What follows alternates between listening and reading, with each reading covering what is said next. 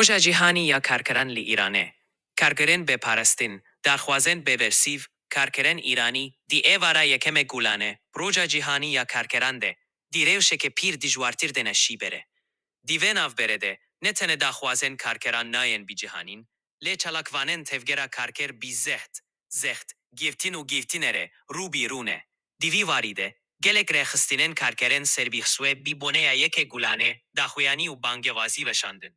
داخوازن خوین به برسیو پروتستو کرن، او داخوازا آزادی تواهی، جیبو لیده خستنا مراسیمن روجا کارگران ناونتوی کرن. سندیکایا کارگران شرکت واحد. دی داخویانی که دلی سروه بویره، راگهاند کو، دو اندانن روبریا وین دمدرش، ابراهیم مدادی و داوود رازاوی، هنجی دی گرتیگه هدنه، و اندام و چلاکوانن ویندن، دی بین زخت و کنترولا هزن اولهیه دنه. لیگوری خواه. افره خستنا کارگران جیده ما و بونا خواه، دی سالا 2005 ده، یک جوان روجن یک گولانه، بیکو اندامن سندیکایان و کارگران دن، ان پروتستوکر راستی گرتن. گث جیکار درخستین او زرت به درباس نکریه.